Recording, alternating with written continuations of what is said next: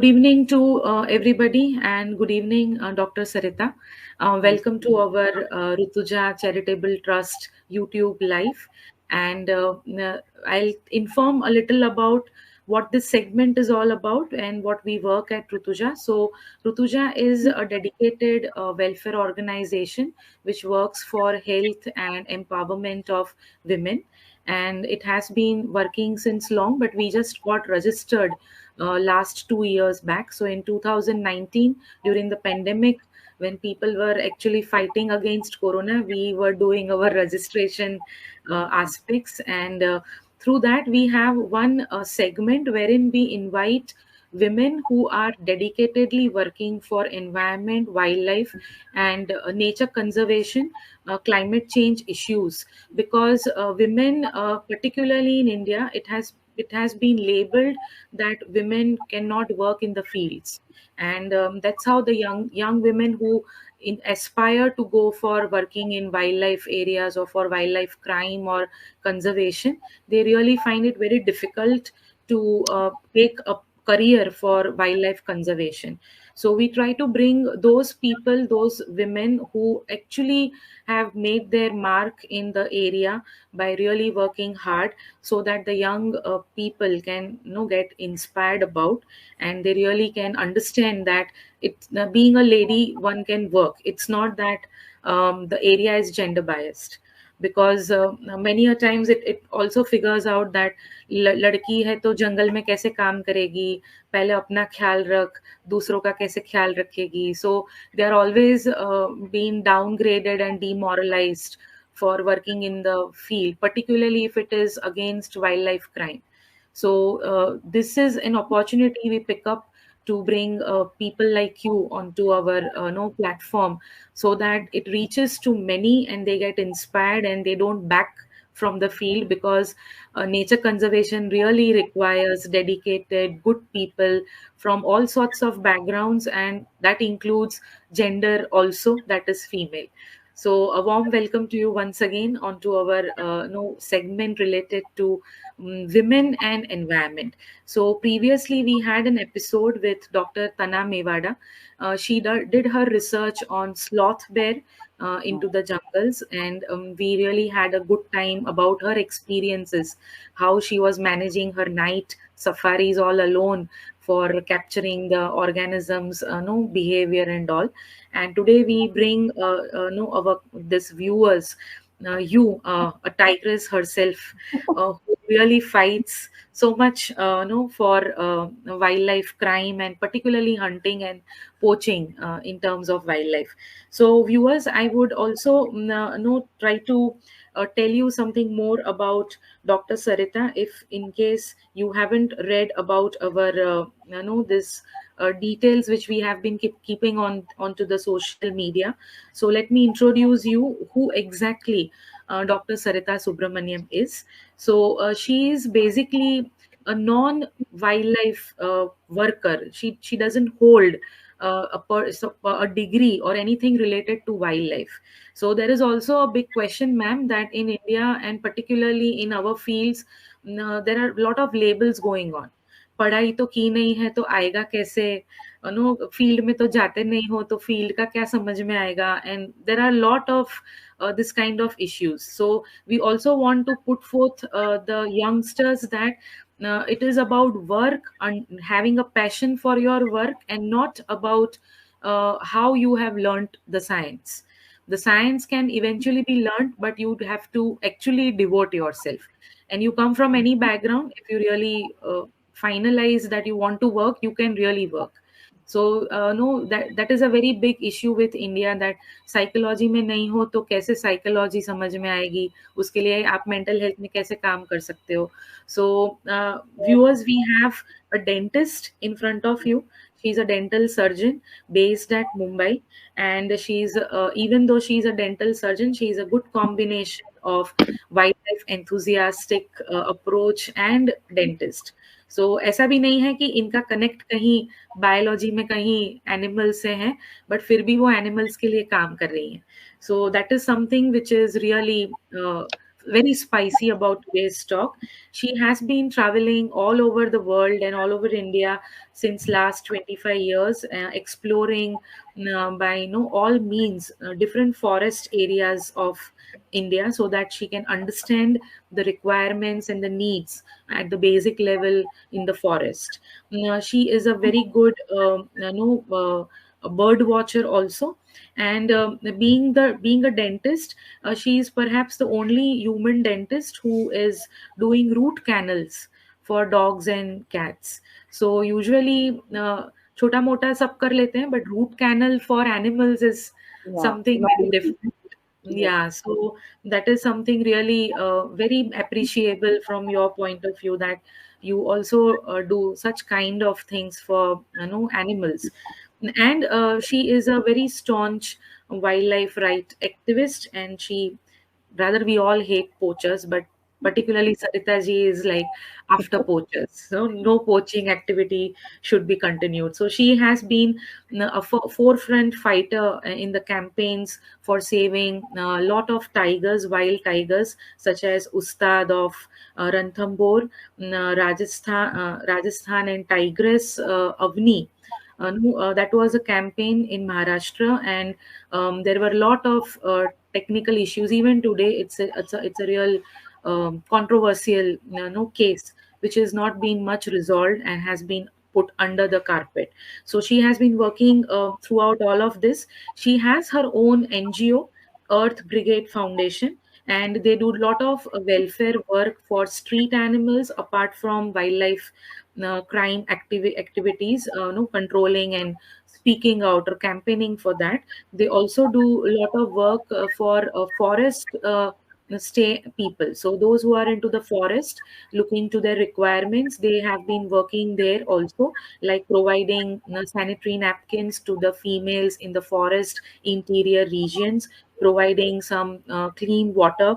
For that, they have been trying to put more than 45 plus solar powered drinking water installations in those areas where actually hardly people reach. And they had been also working during the corona times in the pandemic, and they tried to make available the oxygen concentrator machines to forest department across the nation.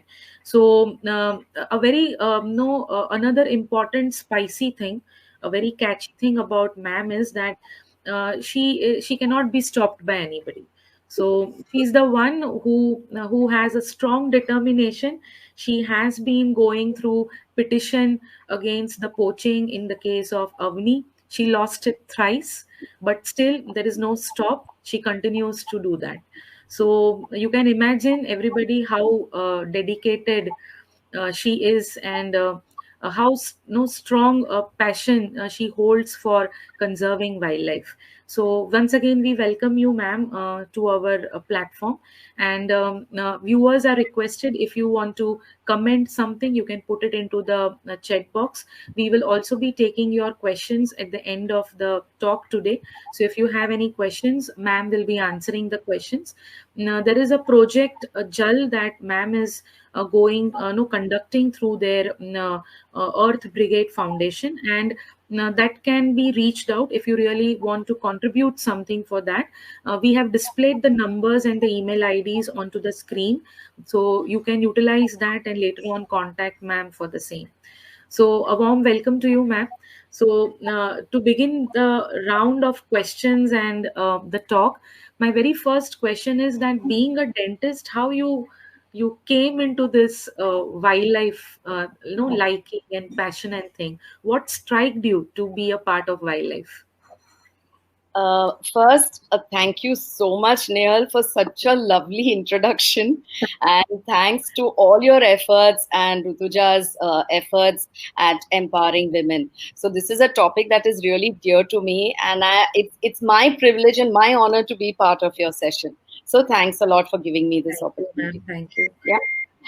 As a dentist, how I got into wildlife is actually a bit very boring, because I was just going to, I wanted to, for one of our holiday breaks, I wanted to go to Goa as usual, walk on the beach, swim in the sea, have delicious Goan food. But instead, my husband, who's a wildlife lover much before I met him also, that he decided that we should try going to the jungles of Bandhavgarh and Kanha.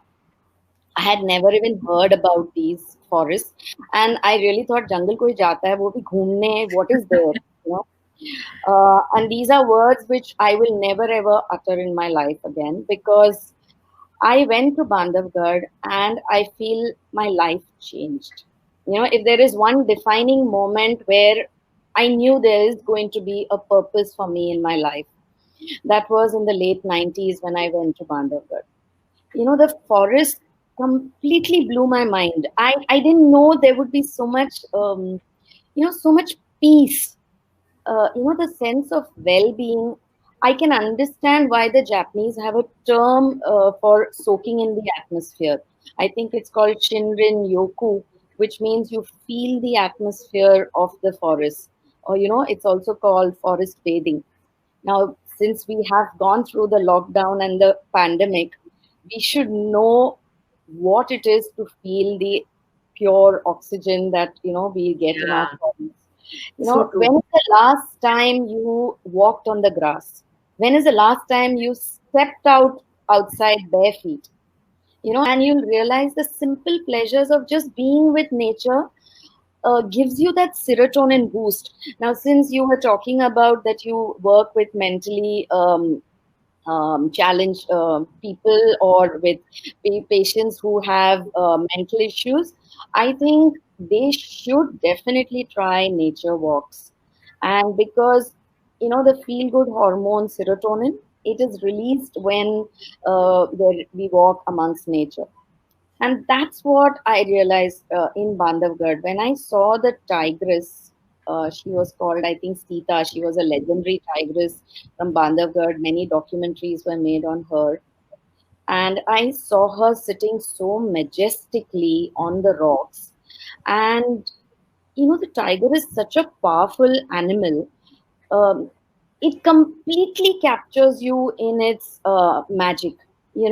I mean, being a bird watcher, trust me, if I see the rarest of bird in front of me, at least I, those who say nahi aisa nahi hai, maybe they are not really speaking the truth to themselves.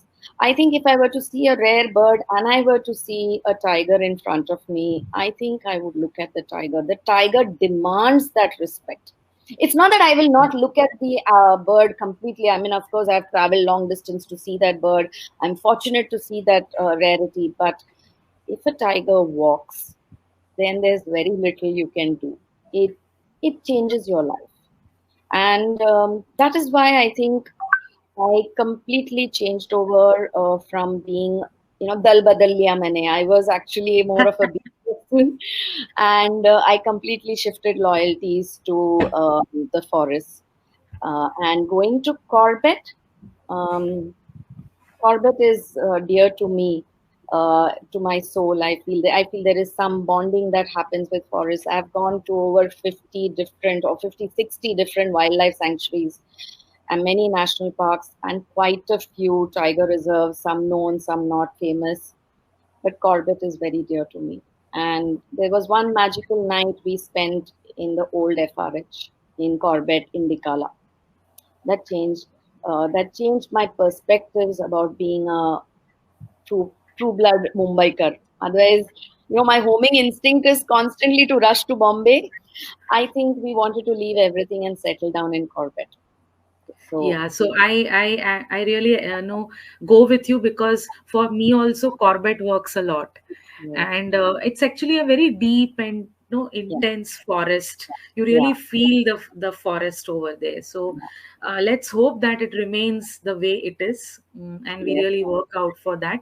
So what I guess is, I think out of the all the wildlife animals, you are very close to tigers. See, I myself didn't know this. To be very honest, I always considered myself a bird watcher. and a nature lover. It was like tiger is also a part of nature, But and I always believe, because I'm a Malayali, and we Keralites have a strong bonding with elephants. Not anymore now, because I don't believe in captivity, keeping elephants in captivity. But I always thought I was fond of elephants till I realized that no, I think I'm quite passionate about this majestic creature, simply because I feel I have to only try and save the tiger and the tiger's habitat. Everything else gets saved, because whatever soil conservation, whatever climate change we want to avoid, whatever water conservation we want to do, because the tiger is the apex species and the supreme predator, every species, everything under the tiger, it's called the umbrella species, so everything Yeah. under the tiger gets protection. So I don't need to try and save an individual spider or a frog or a cheetal deer. I just protect the tiger, and everything else I feel gets protection, So I become more Yeah. targeted in my efforts at conservation. So when did it actually strike your mind that you should start working for conservation? Liking something is different, and understanding and having a no passion that okay, I love tigers is something different, and to actually work for tigers, and that too being a professional already working as a dentist, having patients all the time. How did you started working for the conservation? See, actually, I realized at a at a very early stage after I started visiting wildlife sanctuaries, is that both my husband, we don't have kids. We have decided not to have kids because we don't want to burden Mother Nature any more than the others are doing. So it was a conscious decision, which actually enabled us to travel that much more. And we have never kept any locum in our practice. So it's always been my husband and I in our clinics. And when we used to travel, we used to shut our clinic. So there was loss of income, loss of opportunity. But that is a calculated risk we took because we wanted to have experiential wealth.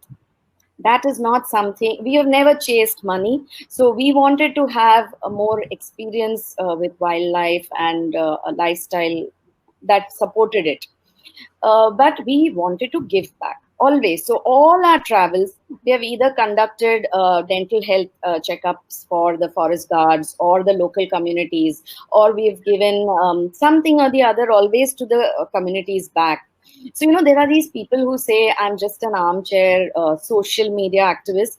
They do not see the amount of travel I have done over the last 27 odd years. They don't see that I have gone from, let's say, in a particular year, I have gone from Hanle, trekking in to Urutse in Hemis National Park in Ladakh, to at the end of the year to go to Greater Nicobar, Mm. and go to a leech affected forest of the equatorial forest of Greater Nicobar, or whether I have gone to Mishni Hills or had a cup of tea with the shepherds in Jaisalmer, just waiting to see the vultures sitting on the crest of a sand dune.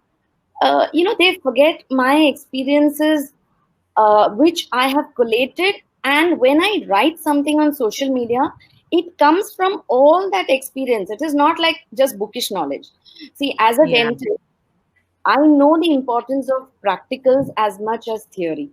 So while my theory can be sound by just reading up, on the net or libraries or books, I think there's nothing to beat practical knowledge. So I have learned from the best guides, the best forest officials, the best locals, the indigenous communities of our country. I have been blessed because they have willingly taught me. Maybe I was eager to learn. I have a very inquisitive mind. So I have always persisted and asked questions. I've always wanted to know how I can make their lives better.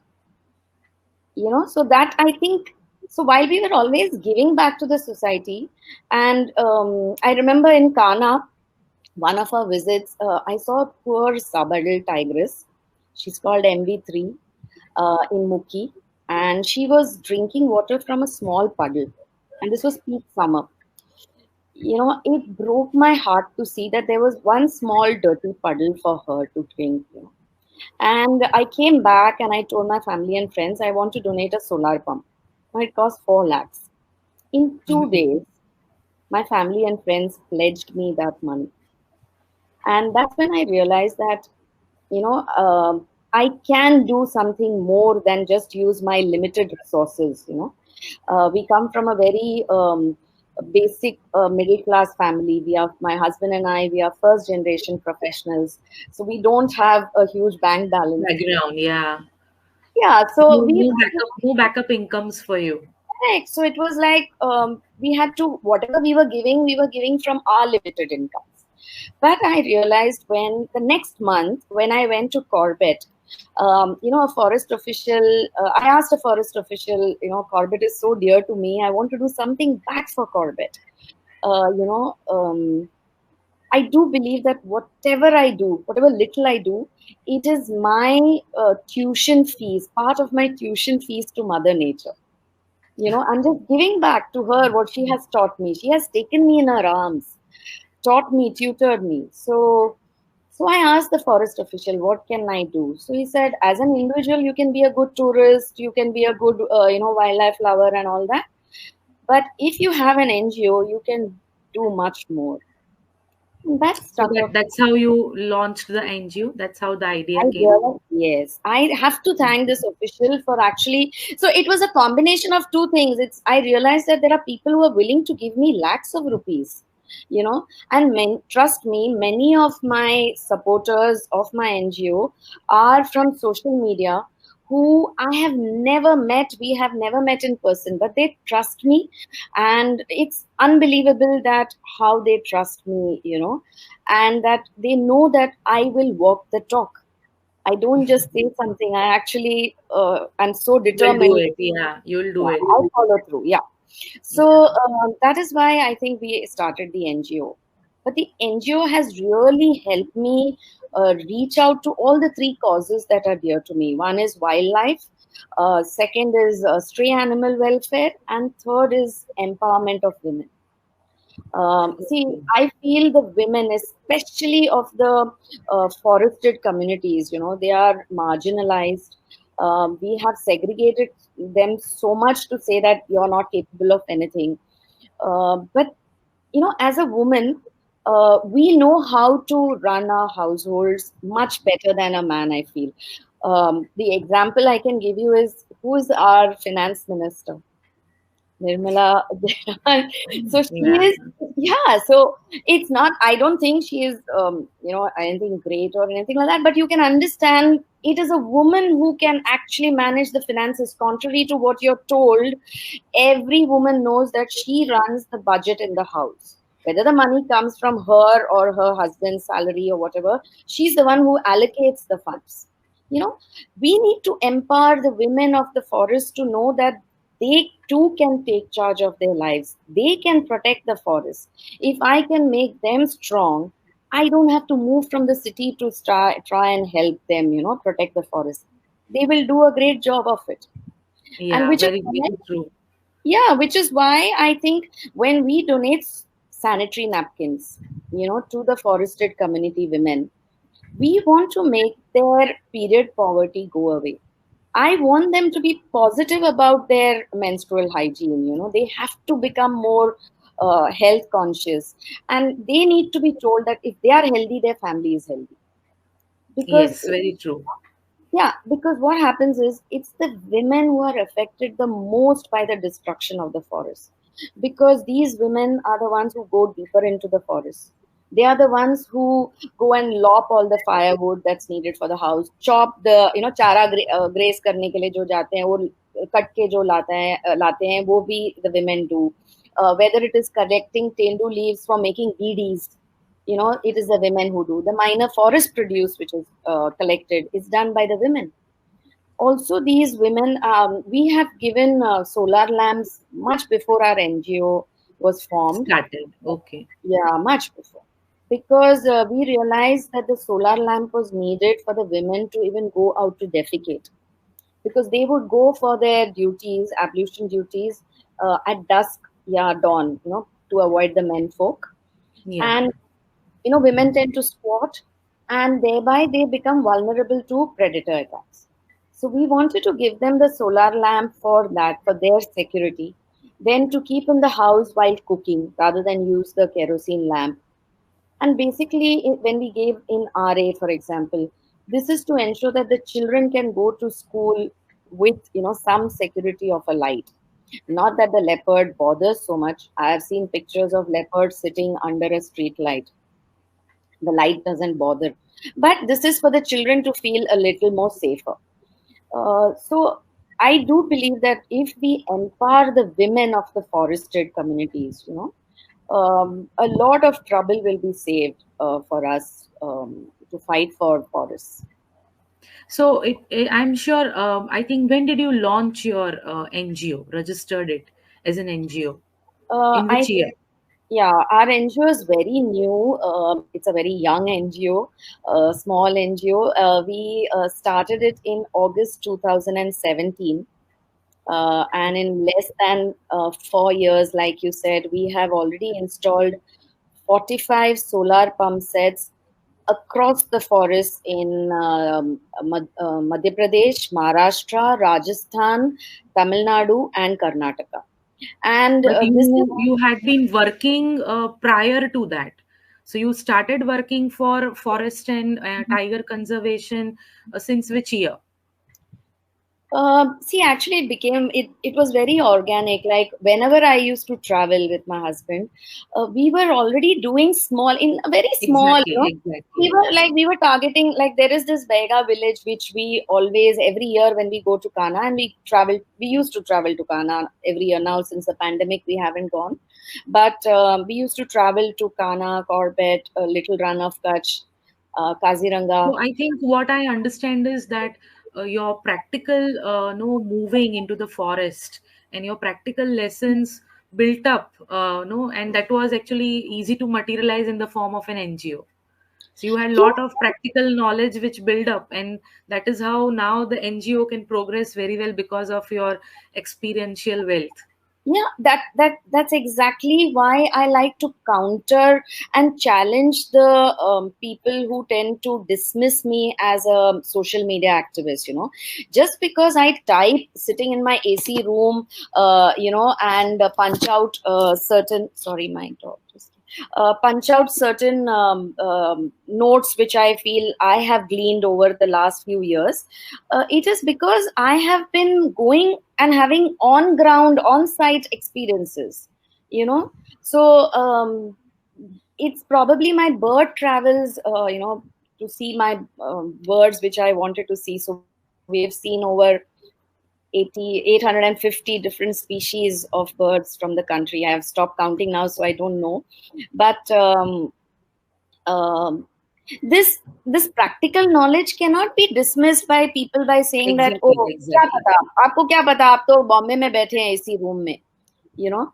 But what about the remaining years which I have spent on the ground? So Exactly, exactly. I might not have the training or the degree, or I might not be IFS, cadre a person, but you cannot dismiss somebody's knowledge which they have gained practically, you know. So literally, I have worked in the field. So maybe I don't have a degree to show for wildlife conservation, but which is why I don't believe I am a wildlife conservationist. I believe that I'm a wildlife enthusiast who works in the field of conservation.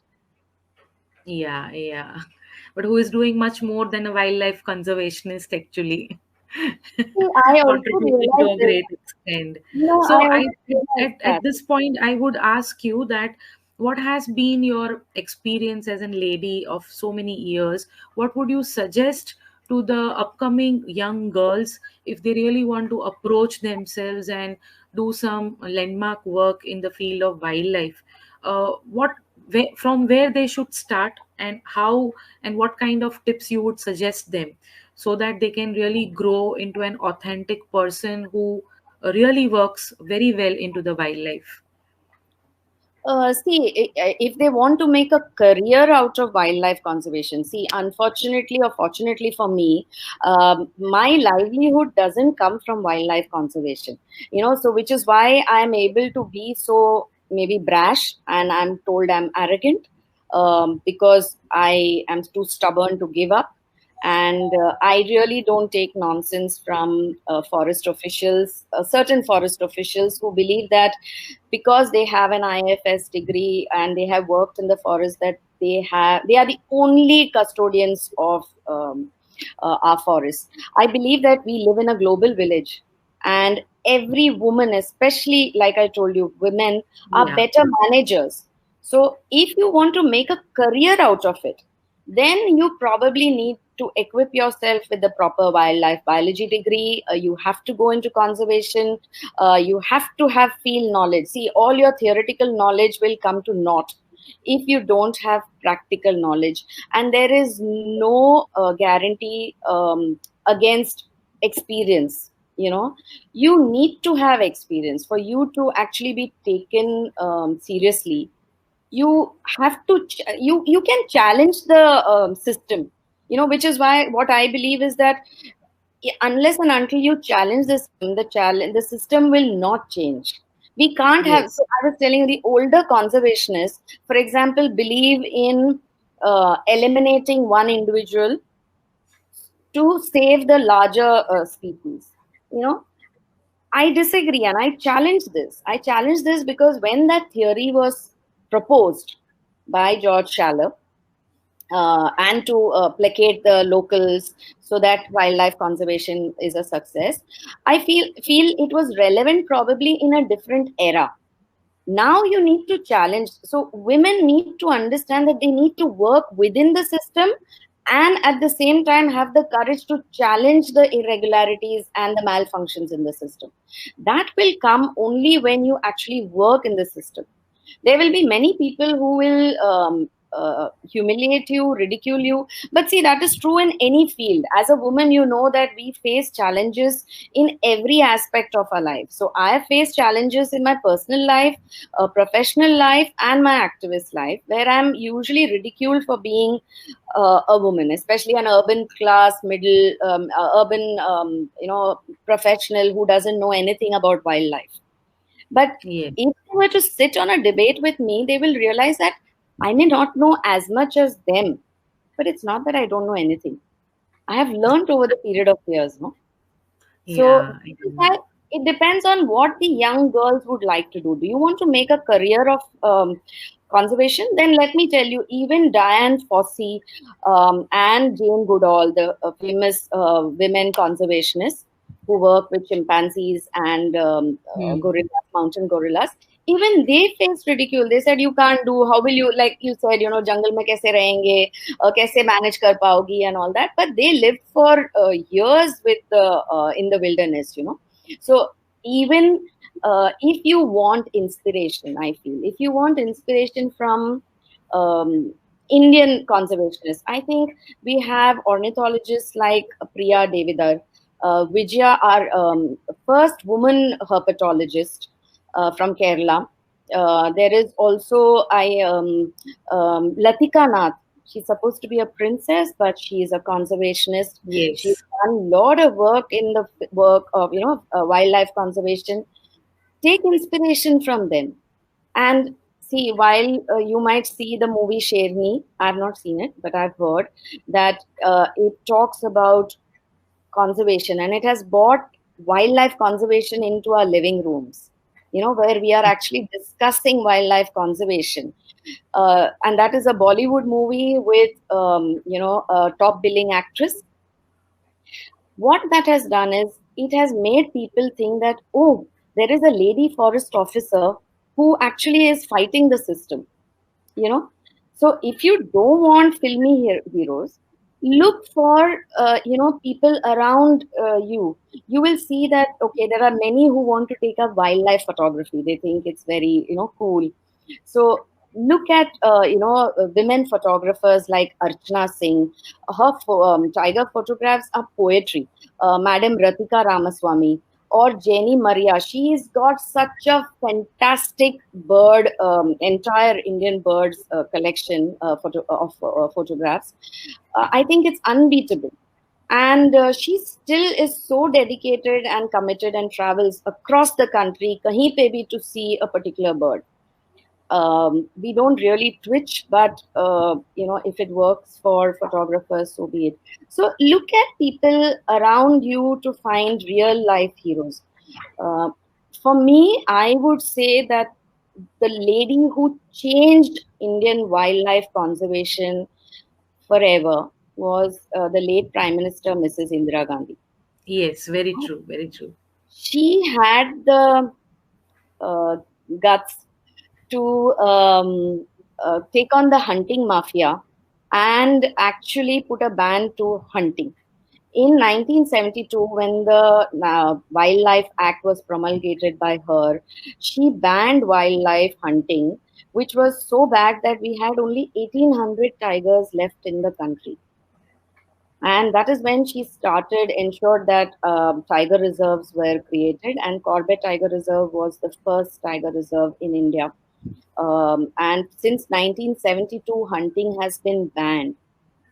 And I definitely credit her with having the guts to take on the system, like, and turn it, flip it around completely. Whether I approve of her or not, I think Mrs. Menka Gandhi has done a lot for animal welfare. Likewise, her junior and assistant Gauri Malki, she's a force to reckon with. She files a lot of legal cases. I feel my advocate on record, Asta Sharma at Supreme Court, she's an amazing advocate and does a lot for animals legally. I feel we have so many women around us we can take inspiration from, and this is what I would ask the young girls to do.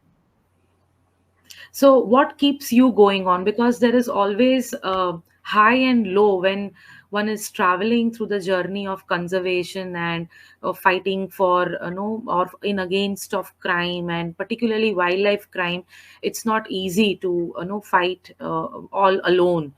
Particularly if you don't not belong to that area, and you are very new to that kind of a stream, and you really want to come up and do something legally. So what actually keeps you going on? Like filing the fourth time a case is not an easy thing. So how this energy comes on, from where it goes on? See, I've had very strong women in my life. I think my superheroes are my mother, my aunt, my cousin sister Sushma, and my friend Sunita. You know, they let me fly and soar where I have to, seek out new causes and avenues. And at the same time, they keep me grounded, ekdam sthir, when it is needed. So, as you rightly said, there are highs, there are few highs. When you take up wildlife activism or animal welfare, there are few highs which you need to hold on to, because there are multiple lows, and because you're constantly fighting the system, and the system is designed to ensure that you fail, and you still have to Yes. claw back.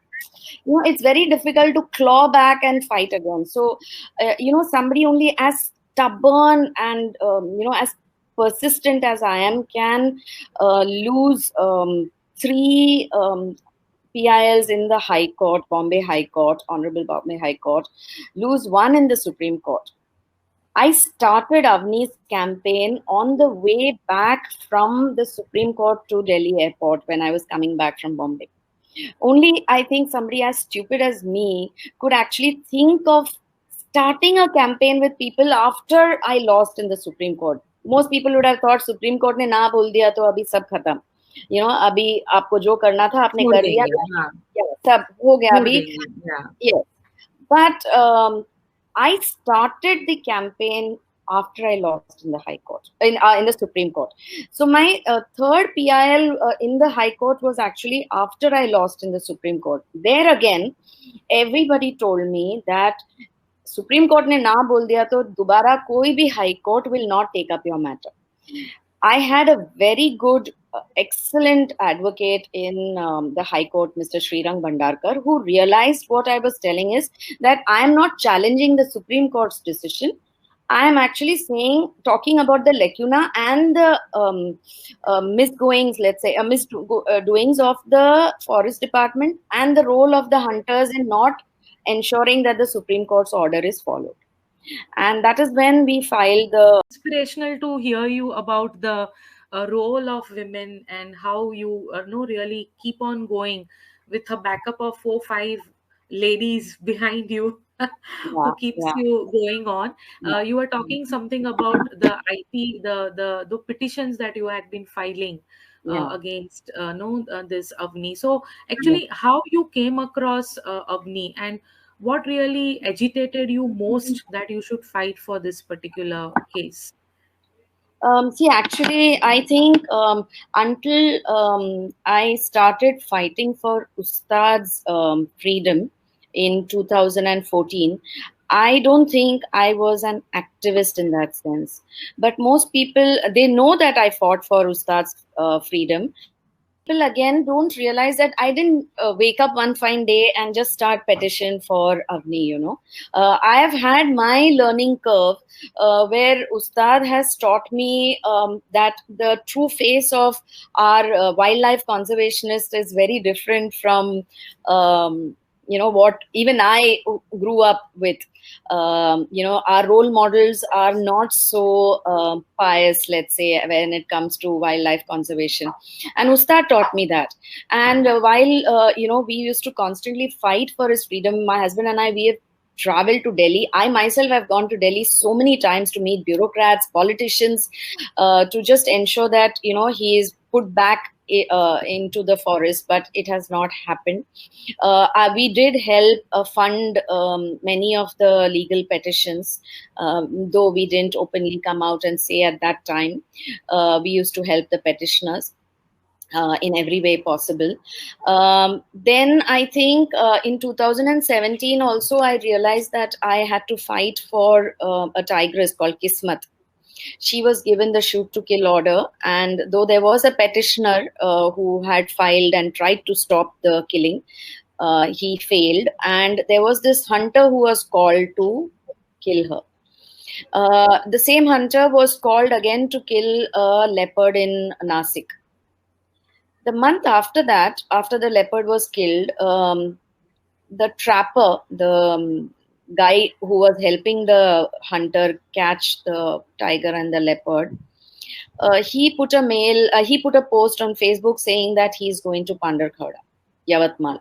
Until then, I didn't even know that there was a case where 13 to 10 people were already killed by a tigress, allegedly. And when I came to know about this from his track record, I knew that this tigress is going to be in trouble. So then I started, using my network of forest officials and guards and everybody, and veterinarians on the field, the forest department officials on the field, to find out the facts. And what I So, found out. I'll just interrupt you because there might be many viewers who do not understand that the case of, they might not be knowing about what the case of Avni and Ustad and all Hmm. these, why they were asked to be killed, why forest department wants them to be killed. So what is the objective, why they were supposed to be killed? No, as per what actually happened or what is onto the paper, and why are you involved in against this thing? So you can, if just brief out little, then it becomes clear for those, because many people are not from wildlife background and they might not be able to appreciate why this fight is so important. See, it all comes from our wildlife laws, which are actually a copy paste of the British legacy. जो Britishers ने छोड़ गए हैं, that is what we follow.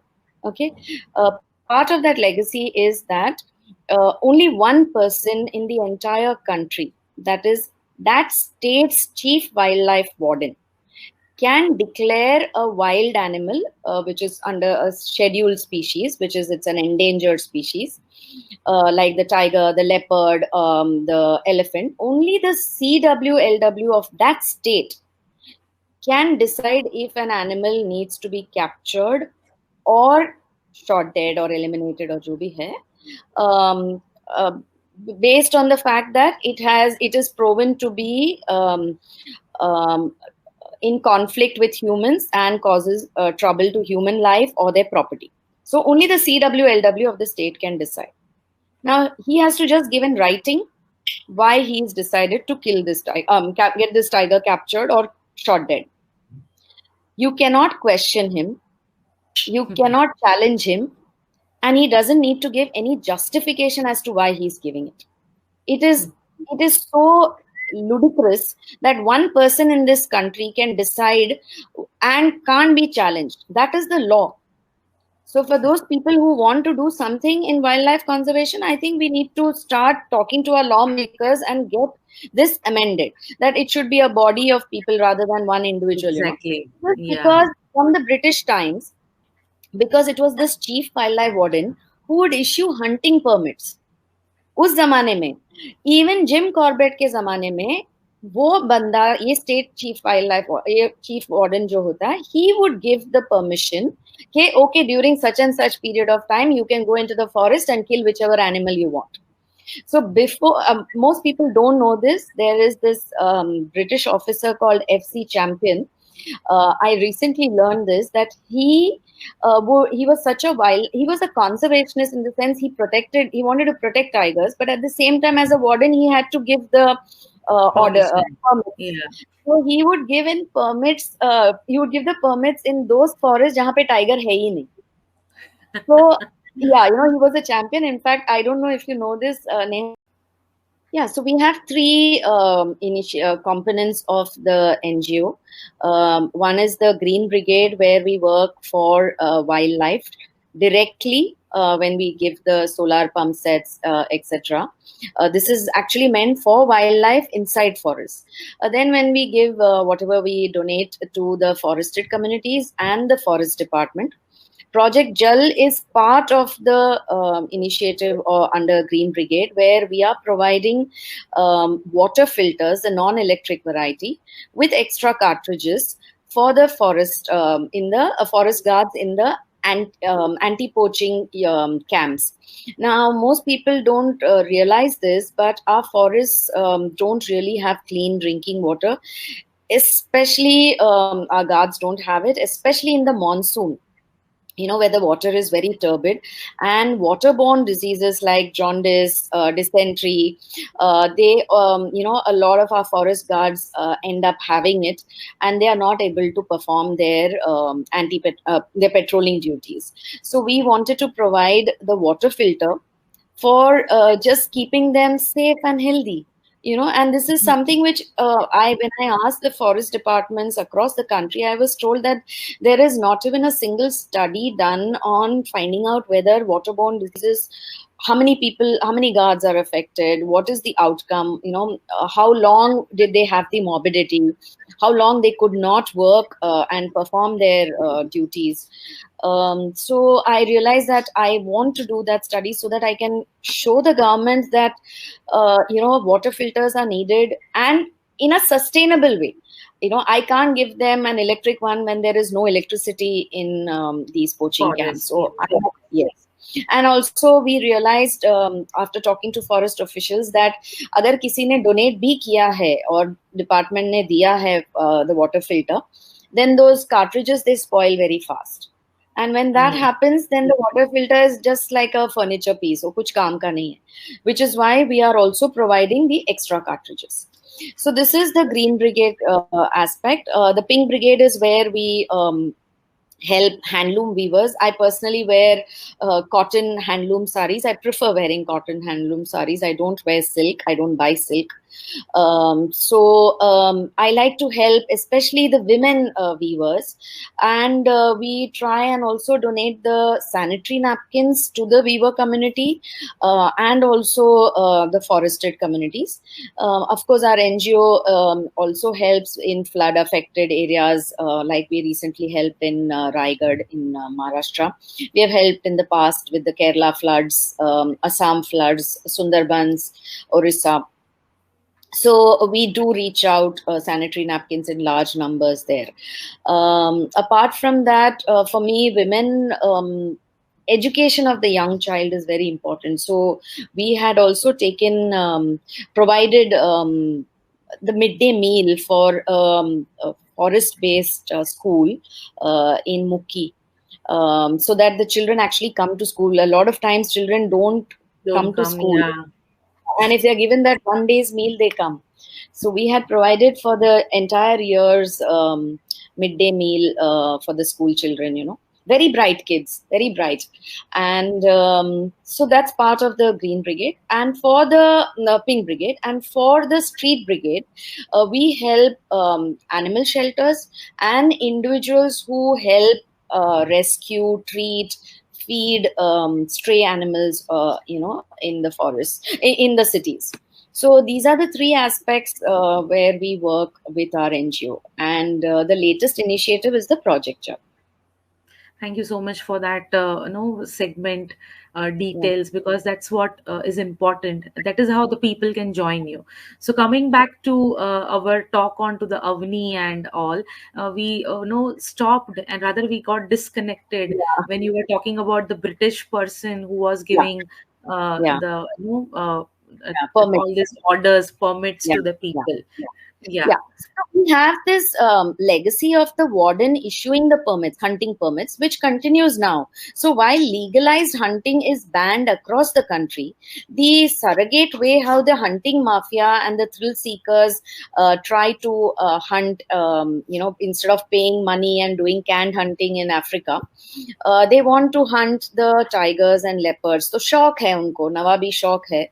So they try and engineer a particular situation. They ensure that the locals are paid, and they engineer situations, let's say, to ensure that animals, wild animals, especially predators like tigers or leopards, are declared as man eaters.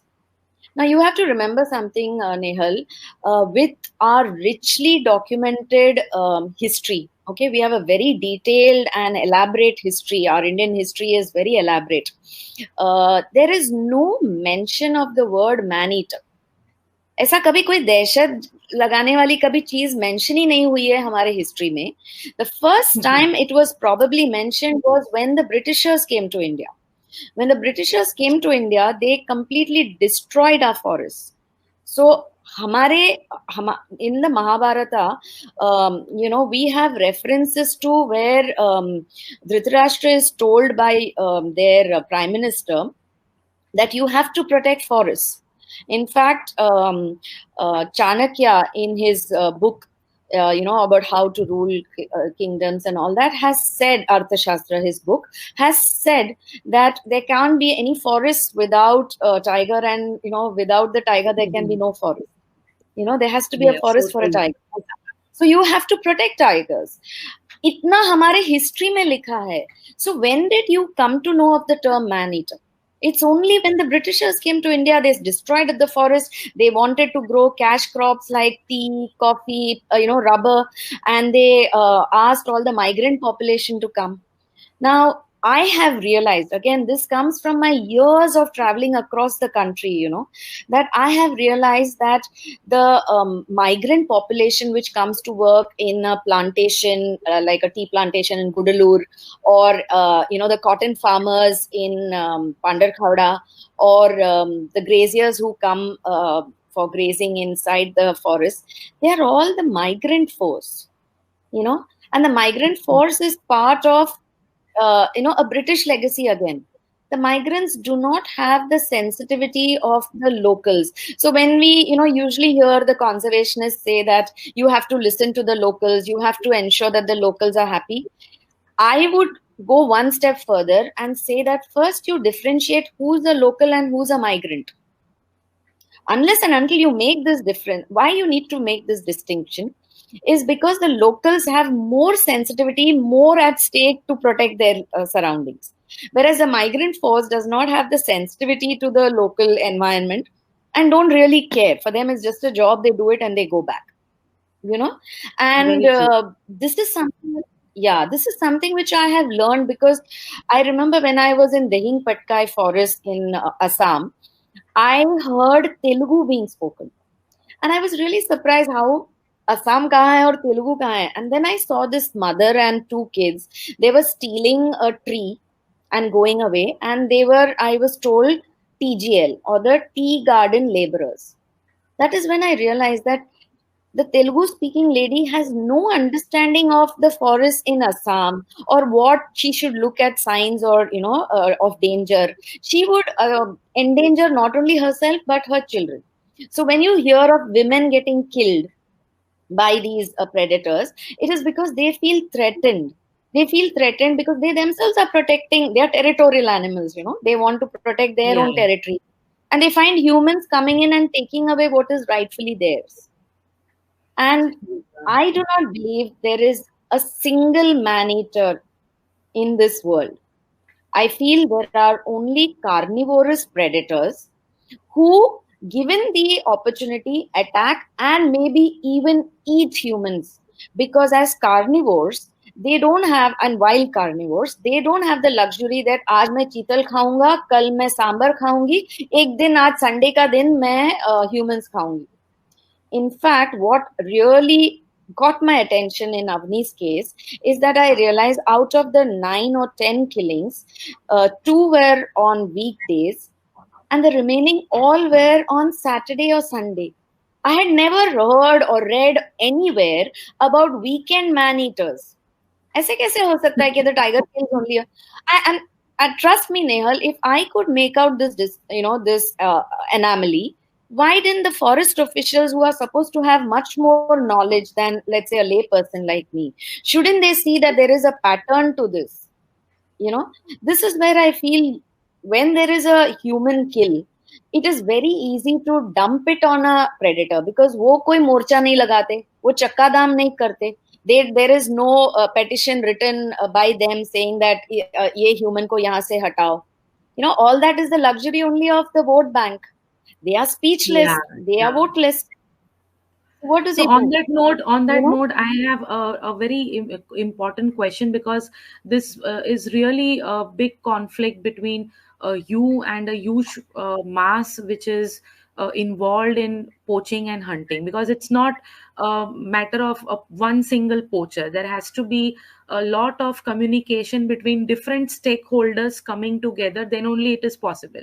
So I'm sure you must have got a lot of threatening aspects coming towards you. कभी हुआ होगा ऐसा कुछ, मैंने phone calls आ गए या ऐसा कुछ हुआ है क्या कि आप क्यों ये केस लड़ रही नहीं हैं नहीं या बहुत समथिंग? सो नहीं हाउ डू नहीं यू बहुत मैनेज? बहुत see the first no, no, first thing is to dismiss me. अरे first thing they say is ये तो कुत्ते बिल्ली वाली बाई है. The moment they use the word by, it is in a derogatory form. It is like to put me in my place. Second, I am a woman. I don't know anything. I'm just passionate. I'm just ऐसा overreacting. What they Yeah. don't understand is I back my passion with rationale, with logical, statements. Uh, See, even जितना भी मेरा passion हो, कोई भी court अपने country में is not going to accept the PIL thinking oh वो कितनी बेचारी है, वो कितनी दुखी है एनिमल्स के लिए, ये टाइगर के लिए कितना कर रही है. No, they want to know facts. And unless I present the court with facts, no court in India will accept my PIL. And if I have filed 4 PILs for Avni in the High Court and one in the Supreme Court, and I have filed another one to protect RA's wildlife in Bombay, the court must see some merit in my PILs, right? So I am often dismissed by the officials saying isko kuch aata nahi hai, okay? But that is their that's up to them to decide on. The courts will decide on the merits. Second, I have been threatened a lot by hunters, local villagers, by politicians, and even bureaucrats. So, only thing is, I have a bit of royalty from my mother's side, you know. So, वो थोड़ा royal temper भी है, but the stubbornness is also there. So So, that keeps you I'm going. too. Yes, Yeah. yes, yes. And I have a very, very supportive, like I said, system behind me. My husband is equally passionate about wildlife. He is I don't think any woman can do what I have done without not having a support system. I can't claim to be doing everything myself. I have a wonderful husband who supports every single thing I do, my family, my friends, all my well wishers, they all support me. So So, which is actually, why your I think husband, I have the energy. yeah, so your husband actually came to wildlife conservation because of you, or he has had his own passion about it, or it's No, no, you, no. He you was who the actually more brought him. No, no, he is the more dedicated wildlife lover because at a much younger age, I think in his college days itself, he would go and spend months in Mudumalai, as a volunteer and all, many, many years. And he's a much more dedicated wildlife lover, I would say, but in his own way. But I think, as a woman, I'm also more passionate. I am more articulate about my expressing my passion and my dedication, and that doesn't mean that he is not. I think we are similar but alag. So I think it's a Yeah. good combination with us because when I need to be pulled back, he does pull me back. And like I said, when I need to go out there and pick my battles, he lets me pick my battles too. That's so good. So, ma'am, we are about to end up the session. It's around 7:15. So, before going to close down the session, I'll just ask you two more questions. And that is So, one message that you would like to give to our viewers, and any one incident which was a very high for you, and one incident which really brought you down, and it was a big learning, even though it was a down. So, any message for the viewers? See, I'm often asked, okay, what can the common person do for wildlife and how can they help in wildlife conservation, So I feel first it is to actually, you need to be sensitized to, wildlife yourself, to understand that wildlife are merely surviving. They are only struggling to exist. And if you understand this aspect, and that the custodians of wildlife are our forest guards, our forest department, you will actually see that they will succeed. This is the first message I want to give. Support our forest department, the true ones. I don't think, like you mentioned earlier about poaching, I don't think without corrupt officials, without the local stakeholders helping poachers can enter the forest, and without the politicians and bureaucrats helping the poachers take the items out of the country, it can be done without their tacit permission. But on an individual level, you need to start respecting nature. Stop visiting zoos unless and until they are rescue and rehabilitation centers. Zoos are not meant to be entertainment anymore. We have enough and more sources of entertainment now. We do not need to see animals in misery and in captivity and enjoy, term it as entertainment. That is one second aspect. The third aspect which I would ask people to do is, not everyone can be an activist, not everyone can be a wildlife conservationist, not everyone can start an NGO, but at least reach out to people who are doing what you would like to do. So Yeah. whichever NGO you trust and you want to support, but do support, because a lot of NGOs, especially the animal related NGOs, are always seeking funds because rightly or otherwise, most of the money is directed towards human welfare, and only the little bit is, the breadcrumbs, so to speak, comes for animal welfare. So I would request to please help out the animal related NGOs. And if you can lead a little bit of organic lifestyle, maybe minimize your carbon footprint, minimize. I'm not asking you to live a monk's life, but try and minimize, try and seek out a more organic way of living, a more sustainable way of living. It'll be nice. Now coming to So, the so last nice. question. Yeah, yeah. So one incident which makes you like, whenever it's a sad time, you go through it and it really makes you feel happy. And one incident which is like the one which is with the help of which you can really feel that okay, this was not good, but okay, this was a very important learning lesson. She once again lost the network. I think she's in now. Yeah, Yeah, I'm yeah. so sorry to all of It's you okay. for this. Yeah. Um, Yeah. okay, so the last point, the lows. As I said earlier, there are many, many lows and very few positives. So the lows obviously is that the most important thing currently, at least in my life, is that despite my best efforts, I could not save Avni or her daughter. I will truly regret that, and I haven't come to terms with it because I'm in denial. I still haven't cried for Avni's loss, which is why I feel I need to fight and bring closure to it. I need to see that the officials and the hunters are penalized for their actions. So that would be definitely a low. The highs would be that if despite losing Avni, the awareness campaigns that we ran for Avni, it resonated with people because she was a mother. And this campaign and the PILs, I believe, has made a change. There is a silver lining in all this pallor of gloom, so to speak. Um, the NTCA has sent a letter to all the forest departments saying that you will not use the term man eater anymore. Now, it might seem like just a play of words, but it means a lot. It was very easy to just declare a tiger a man eater.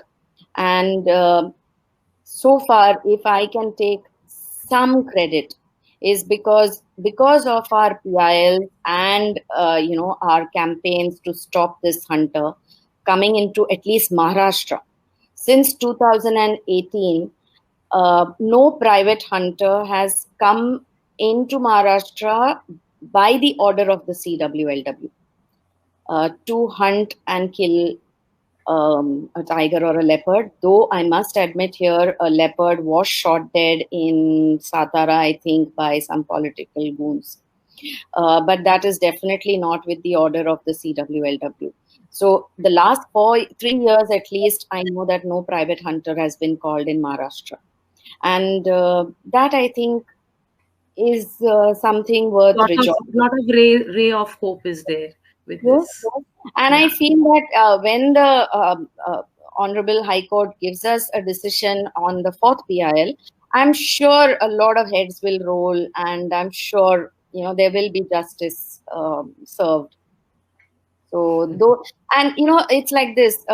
When I see, when I recently I saw a picture of MV3. She was pregnant, I mean, in that picture, and it seems now she has delivered. She's the same tigress, sub-adult tigress I saw in that puddle in 2017. So in April, I saw her. Now in 2021, she's blossomed into this, tigress who has given birth to cubs, which means that the water we provided has helped. When I even learn of Dawa Jendi female in Kana who has given birth to cubs in that Bishanpura area where we donated the solar pump set, I feel what I'm doing is right. You know, I'm helping a Yes. particular cause. So lots of best wishes, blessings Thank from you. all our viewers and our charitable trust, and Thank you so much. more powers to you and your Thank Earth Brigade Foundation for all your you. further endeavors, ma'am. So Thank we end up the session here.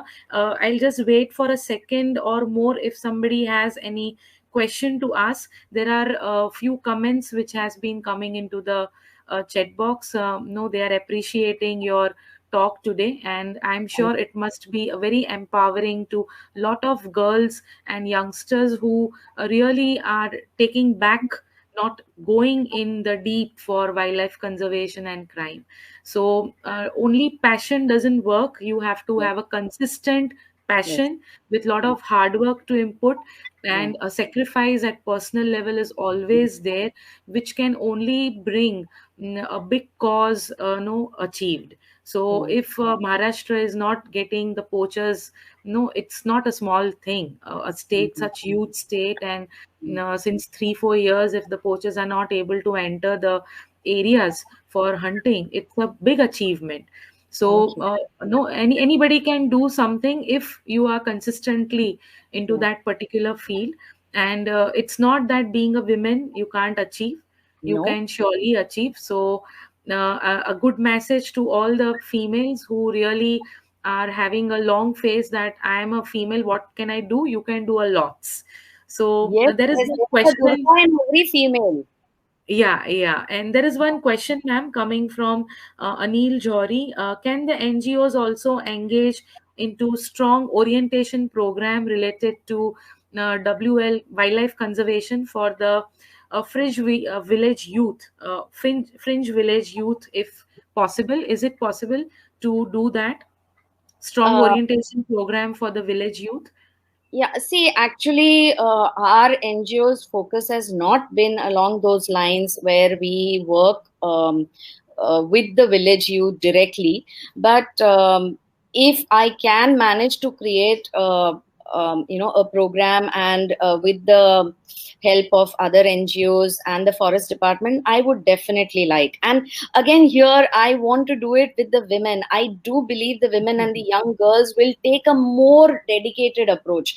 I know that when we give the sanitary napkins in Kana, we give it to the women guides in Kana. And Kana is one of the rarest of places where which first started employing women guides. Otherwise it's only a male dominated field. As it is, wildlife and everything is male dominated. So, answering Mr. Jory's question, yes, I would. We don't have any right now, but we are definitely willing to collaborate on it with the forest department and other NGOs. So, Anilji, it is possible to do orientation program, and being a part of women's welfare, we at Rutuja do lot of health oriented programs. So, I think if 2 3 NGOs with their objectives come together, this kind of strong orientation programs can be achieved very easily. It's Yes. not a big thing. Like Sarita ji can know that she's into the forest, she understands forest well. I understand women's health well. So that can be a good collaboration at that level, because I work on two menstrual aspects, and we do a lot of work with respect to menstrual hygiene, and who else should be more benefited than this kind of people. So Yes. there is always a possibility, and there are numbers which are being displayed. You can surely contact Sarita ji onto the same number, and maybe something can be practically conceptualized which works for the better. So if any other question, we'll take it. Otherwise, we'll close the session for the day.